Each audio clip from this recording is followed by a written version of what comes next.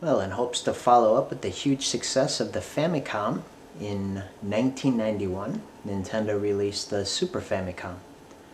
And this particular packaging is even more plain than the Famicom. It had sort of a motif or logo of the four colored buttons on the controller, which you're going to see. Blue, red, yellow, and green. And you see those colors used throughout the packaging. Very simple, no photographs, just artistic rendition of the, almost looks like a diagram of the Super Famicom and controllers. And then the four colors used on the side panels: blue, red, green, and yellow. And of course, on the bottom, what do we have? Big block of styrofoam. Hadn't learned their lesson yet, but let's take a look and see what we have inside. This is quite a bit simpler than the Famicom as far as what you get. Warning. And manual. Oh, no manga.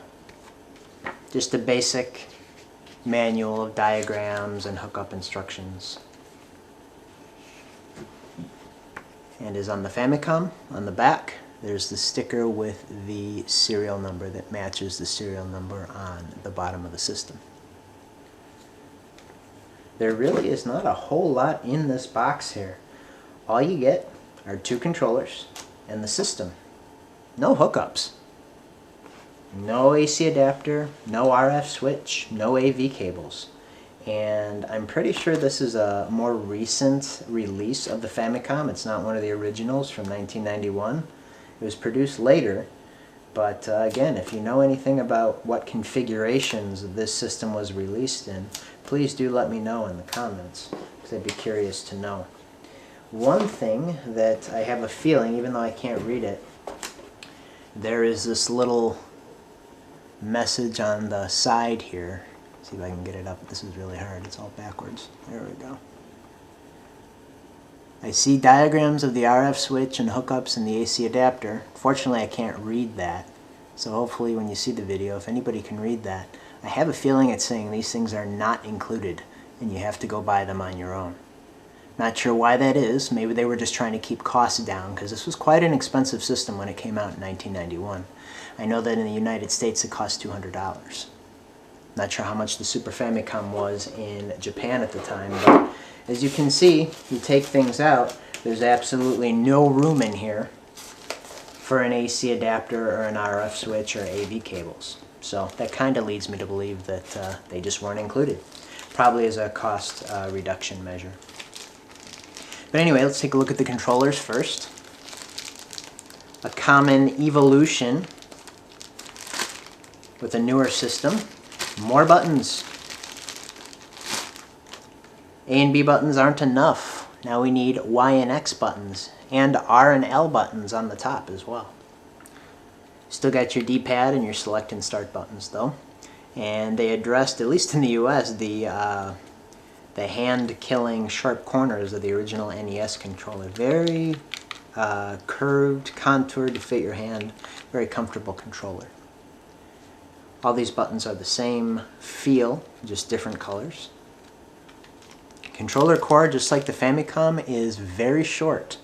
Again, this system was designed to sit next to you on the floor, so a short controller cord was not that big of a deal.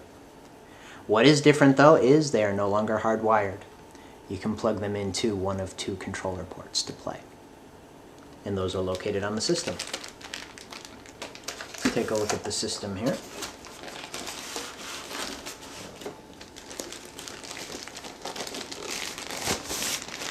Love this design of the Super Famicom. Again, the US Super Nintendo, which I'll show you later on, has a very different design, and there's a specific reason for that I'll explain. But the European Super Nintendo Entertainment System has this exact design. The only difference is it says Super Nintendo Entertainment System here instead of Super Famicom. They got lucky in those regards. I really like this design compared to what we got in the United States. But anyway, we'll take a look at the cartridge slot first.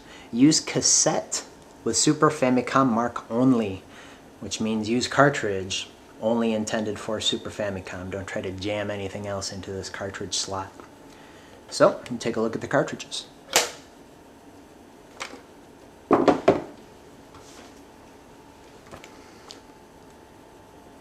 This is the Japanese version of Legend of Zelda: A Link to the Past, Super Famicom game.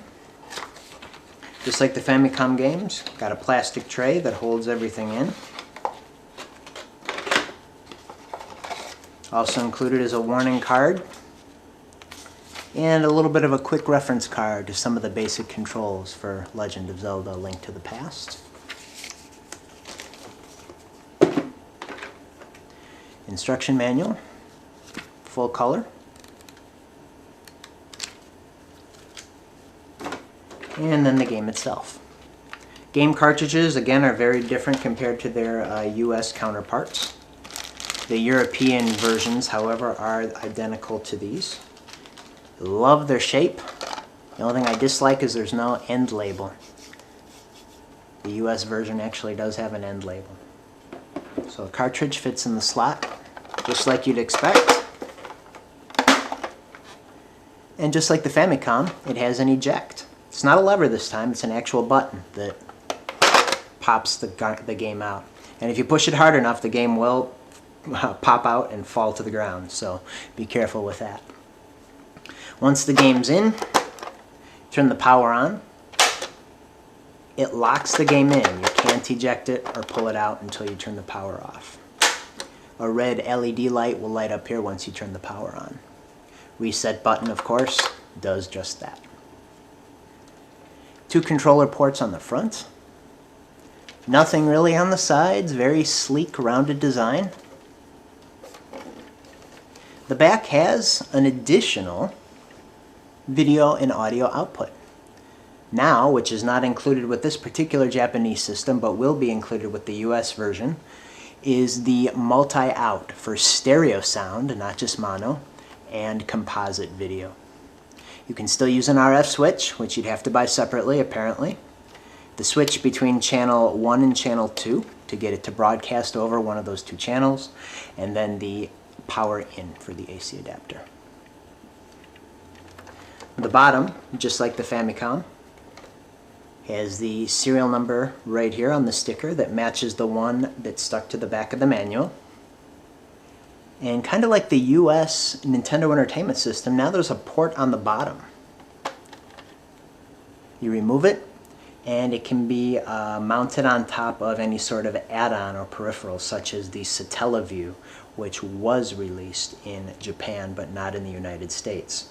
This port was never used on the Super Nintendo Entertainment System in the United States. But the Satellaview was fairly popular in Japan, and one of these days I'll get around to making a video about that. So that is the Japanese Super Famicom, successor to the Japanese Famicom. Later on that same year, 1991, the Super Nintendo Entertainment System was released in the United States. We'll take a look at that next. And here it is, the Super Nintendo Entertainment System, released by Nintendo in the United States in 1991. And again, just like the Nintendo Entertainment System, this is one of several hardware and software configurations. This was the launch version that came with Super Mario World pack-in game and 2 controllers. Other configurations were released with Legend of Zelda, Super Mario Kart, only 1 controller, no game whatsoever. But this came out, I believe, in August of 1991. And of course I wanted it for my birthday that year, which was in December. And this thing retailed for $200. My parents told me that was way too much for a birthday gift. So they said if I wanted it, I'd have to pay half. So I saved up my money, and as kind of a reward for being so diligent and saving, they let me get it early. So Thanksgiving weekend, we went to Walmart to get the $200 Super Nintendo Entertainment System.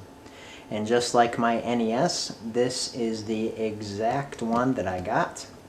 Unlike my NES, the hardware, the actual controllers and the game and the control deck are original, not just the packaging. So everything you see here was what was mine as a kid.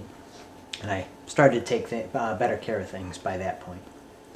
So if we take a look at the packaging here, a little bit of a different motif than the Super Famicom. They don't use the red, yellow, blue, and green buttons.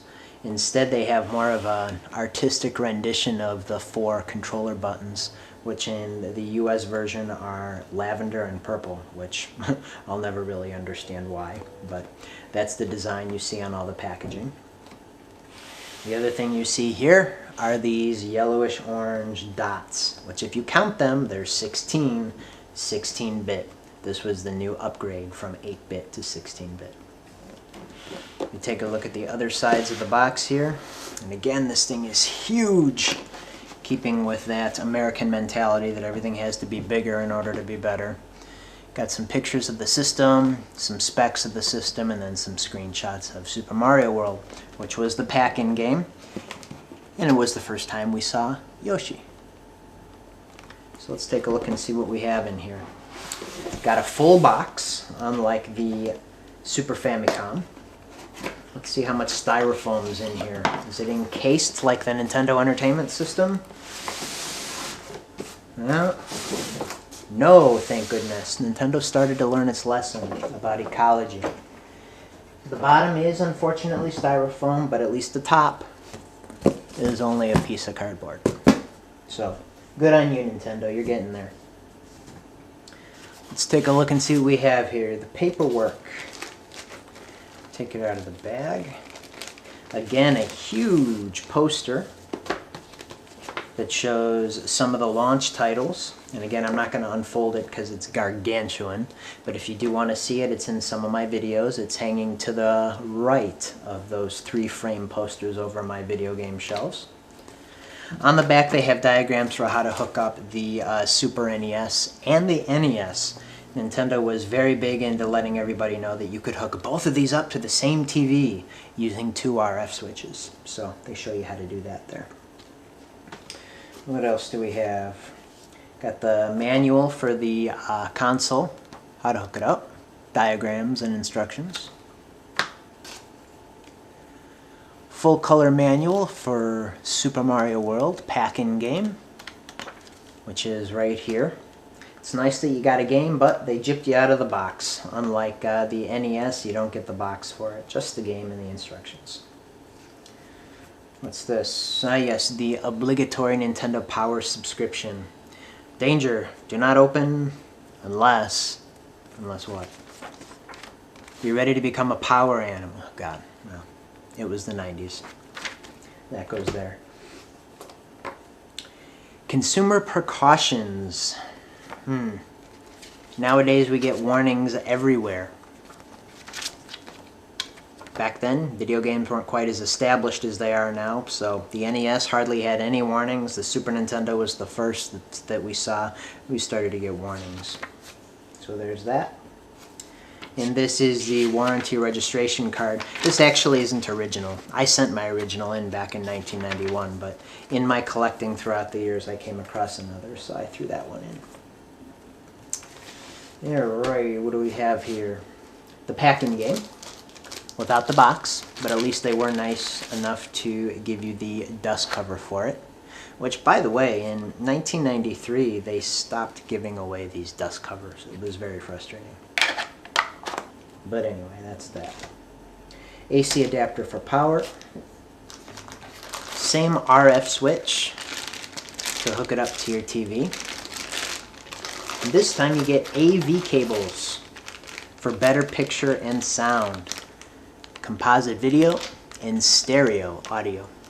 Can hook it up to the back of the system with this proprietary plug.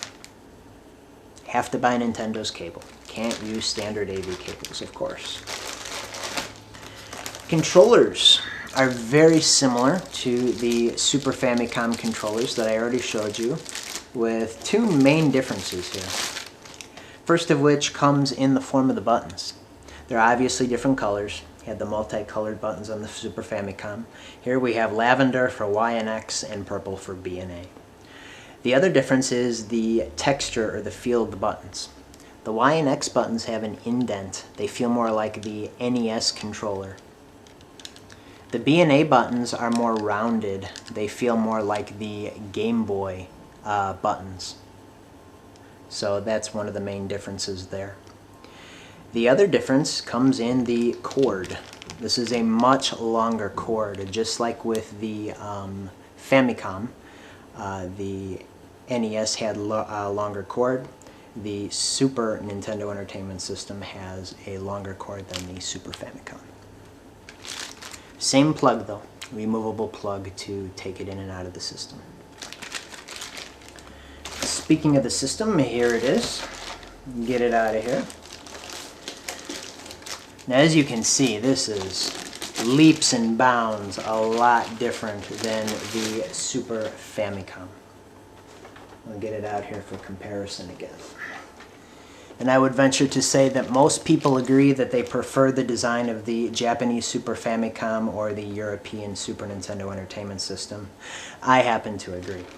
But there is a reason that the United States got such a drastic redesign. And that is complaints from the Nintendo World Class Service Center. Those were service centers that were set up around the country to handle repairs for the original Nintendo Entertainment System. And you remember the original Nintendo Entertainment System had a flat top with a vent on it. And what would happen, kids would sit down, they'd play their game, and they'd set their Coca-Cola or whatever it was they were drinking on top of the flat table-like Nintendo Entertainment System, and of course they would spill it. So the world-class service centers were being asked to repair all of these systems that had gooey, sticky soft drink inside. So the designer, and I wish I could remember where I read this years ago and I can't find it, but the designer of the Super Nintendo Entertainment System in the United States was a guy named Lance Barr. And his instruction for the physical design of the Super Nintendo Entertainment System in the United States was that it not have any flat surfaces that would tempt kids to put soft drinks on. Additionally, no vents were to be put on the top. Instead, they were to be put on the back. So the result is this very boxy, very non-flat. There's very little place you could put any sort of soft drink or food or anything on top of this console.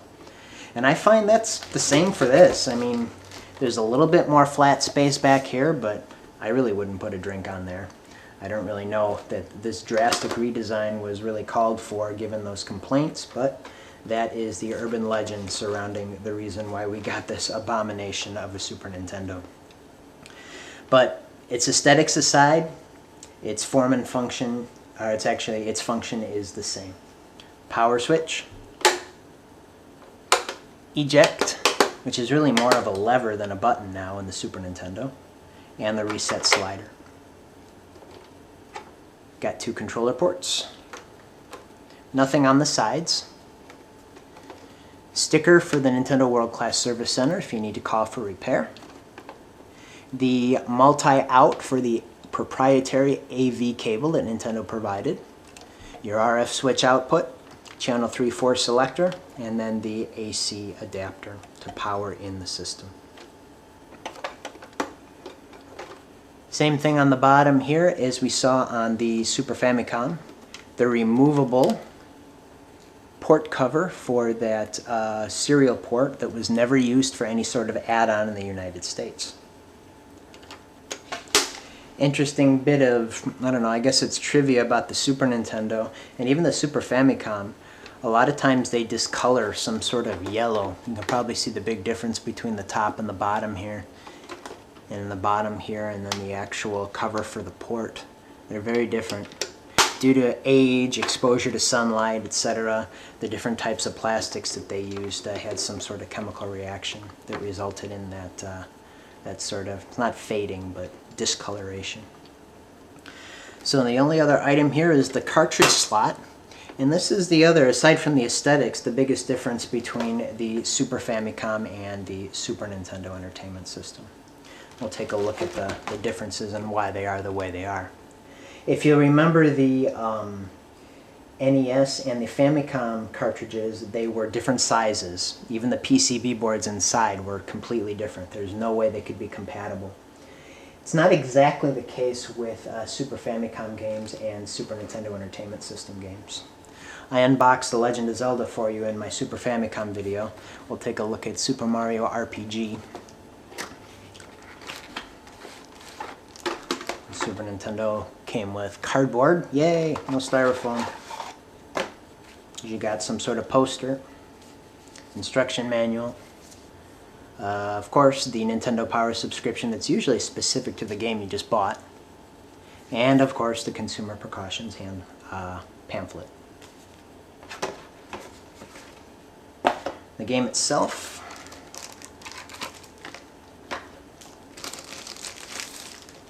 with its case. From what I understand, Super Famicom games did not come with these dust covers, but like I said, Nintendo stopped providing them around 1993. So here's a Super Famicom game cartridge on the left and a Super Nintendo game cartridge on the right. Very different in design. However, the boards are the exact same size. I guess this isn't a good example because this has the Super FX extra chip there. Let's use a better example. We'll use Super Mario World. You can see they're the exact same size. So in theory they would fit.